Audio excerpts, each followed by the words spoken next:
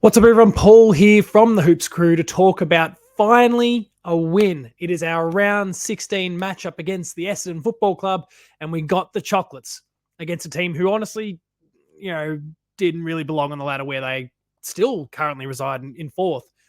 But we got the job done. We won by 45 points. It was a comprehensive win in the end.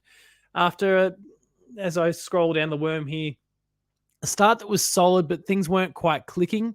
And then the second half, it was just all Geelong, and we just blew them away at that point, kicking 5-1 in the final term to put a cherry on top. It was a good win from the Cats. We were competitive early. There were some little weaknesses and I think structural tweaks that we needed to make that allowed Essendon a few early goals that they perhaps didn't not deserve, but they got a little easier than they should have. Peter Wright got his hands on a few that in the matchup against Jack Henry, where he really stretched Jack for height.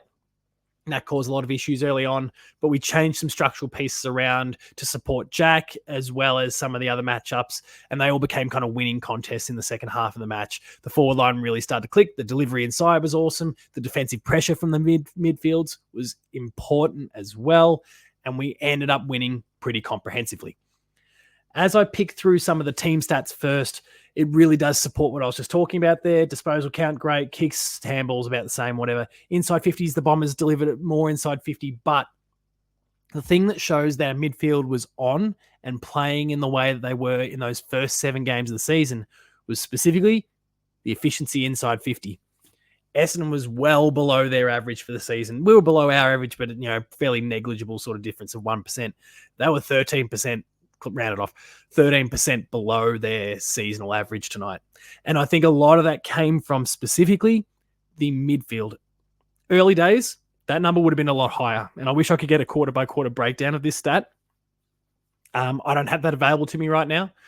But early in the piece, they were delivering it inside 50 a lot cleaner. The midfield, though, really clamped down. They ensured that while they were still losing the clearances, and I'll scroll to that, we still lost the clearances. We got smashed in the hitouts because, of course, we didn't line up with an actual ruckman tonight.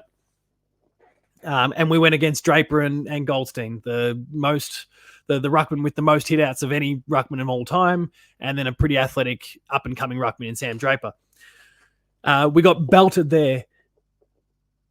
And then that led to some clearance domination as well from the Bombers.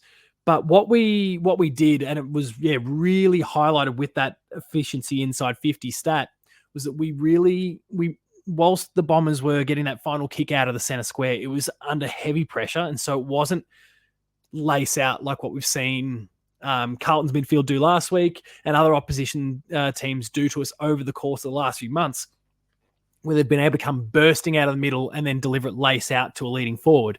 It's been tonight a case of popping it on the forward's head, and Peter Wright managed to clunk a couple early on. We tweaked a few things, but it was far more on Geelong's terms, where it allowed our defensive players to fold off, to intercept, to spoil, to bring the ball down, and for us to surge out of that end of the ground and play our way, the way we'd played in the first 7 or 8 games of the season. So thanks, Brad Scott and the team, for helping make that possible. Much appreciated.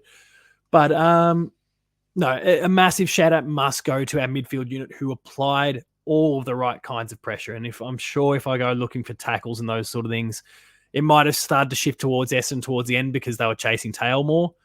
But marks inside 50, marks, contested marks, goals, behinds. We still had more tackles in the end. Our pressure was great. But yeah, theirs was kind of thereabouts as well. They were having to chase tail quite a lot later in the piece. A lot of the key metrics really favorable for us outside of that clearance stat. If we can fix that, look out. And I think that'll just be some of our younger midfielders getting some bigger bodies.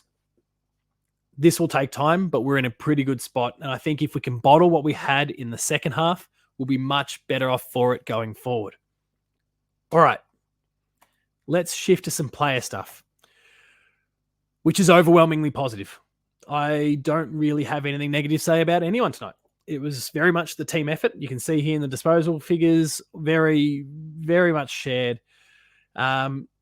Jai Clark, I'd say probably the weakest of all the players who, Mark O'Connor gets a pass. He was a sub. He plays 16% game time.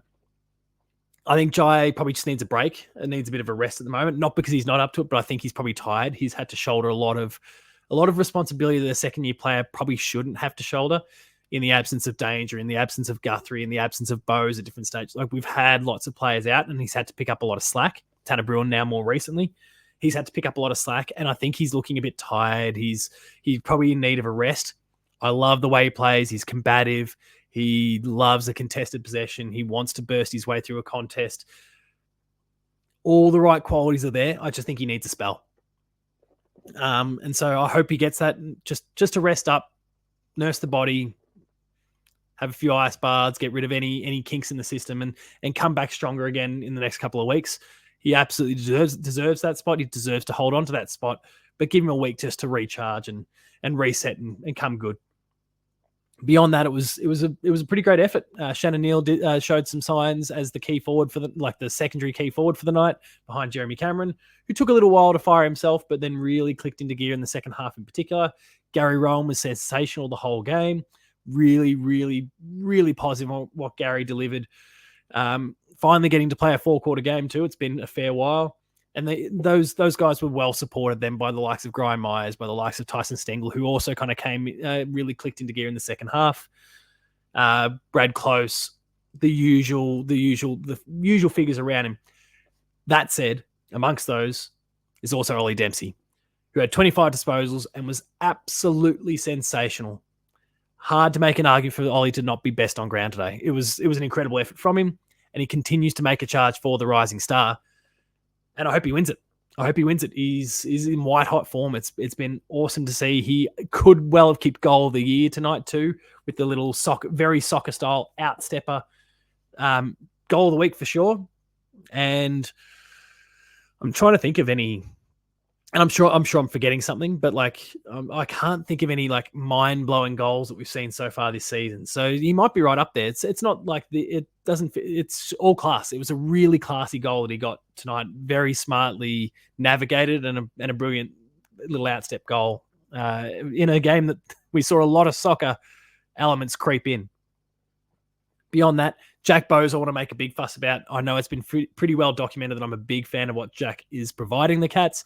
He got 26 disposals from 62% game time tonight. Now, his average game time this season has been on the lower side. I think his average is about 64% or something like that. But 26 disposals from not even 2/3 of the game time. It's an incredible effort. And I wonder why he's not playing those sort of minutes. Now, I know that the coaching staff have been doing a great job of massaging the game time for the different players. We look here at the midfield unit, and Max Holmes 80%, Danger 76, Tom Atkins 78, Lawson Humphries in his debut 77, playing a bit through the midfield. Mitch Nevitt, Jai Clark 70. They don't like to put huge minutes, I should say, into the midfielders. They like to really rotate them through and protect the players, which I really appreciate. Jack Bowes is continually lower than the rest, though, so I wonder if his tank's not quite there at the moment and he's getting protected a little bit. But, oh, my God, he's been absolutely phenomenal this season. This was his best game of the season, and he did it with 62% of game time. So, congratulations, Jack. You'll be in my votes for this week. Hopefully, the rest of the team deems you to be right up there as well. Danger put in a great game, second game back, really, really strong through the contest, brushed off a few Essendon players who were trying to lay tackles, made sport of kind of playing against them. It was a great result for him. Zach Tui was awesome. Graham Myers really came into the game in the second half. Mitch Duncan was solid, though went off late with cramp. I'm wondering if maybe he doesn't have a week off just to look after the body a little bit. I am mindful, I don't want to talk about every single player here, but it was a great effort across the board. Sam De Koning again playing in the ruck with 21 disposals, is finding the ball well. I'm pretty happy with how Sam's going there. Would like to see him go back to the key defensive position, though. He would have been a great fit for Peter Wright with just that little bit of extra height and reach and jump that Jack Henry doesn't quite have. But he did a good job there as well. And finally, I want to take some time to acknowledge Lawson Humphries in his debut. 15 disposals, 308 metres gained from 77% game time. Some great tackles, some incredible poise that we saw from a bloke in his very first game. An incredible effort from Lawson. And I hope that this is the first of many, many games for the Cats, because he looked so comfortable at the level. It was really, really impressive. Congratulations, Lawson. I hope you, friends, and family are celebrating long and hard right now. It was an incredible first game from you, and I can't wait to see what you deliver. And I fully expect that you'll hold your spot based on that performance. It was a great game from you. Other than that, the other thing I'll acknowledge is Tom Stewart, who, it's been well documented, he's had a pretty rough 2 months with the defensive forwards tagging him out of the game. He got thrust into the midfield today, and it really broke the back of that tag, because really Essendon seemed unsure as to how to handle him. Do we follow him into the midfield? Do we wait for him to come back into defence and try and play him there? Max Holmes shifted it more into the defence this week. And I think that unleashed Tom Stewart a little bit, because he was able to drift back and get some intercept possessions. I think there was almost a little high five sort of thing going on, where Max would creep more into the midfield as Tom would drift back, and it wouldn't necessarily get picked up on by Essendon because it was such a smooth and seamless handover, that suddenly Tom is kind of playing an intercepting defender role again, and got himself a few. It was good to see his tail up, his confidence was up, he was getting his hands on the ball, got a few clearances, which was good. This might be the way that we fix the Tom Stewart situation this season, because it's no surprise that his decline in form and the attention he's gotten synced up with when our losses started to happen. Not to mention Danger also dropped out as well. So our two biggest leaders at the club were down and out with injury and form. It's good to see them both back.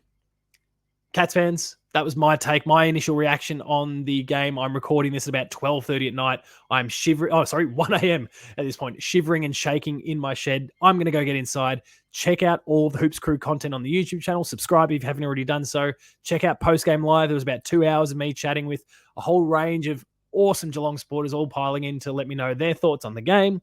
Go check out Ben's watch along, the Darty party that he hosted, where he was watching the game live and playing drinky games with a bunch of people. It was a good time. Go check that one out as well.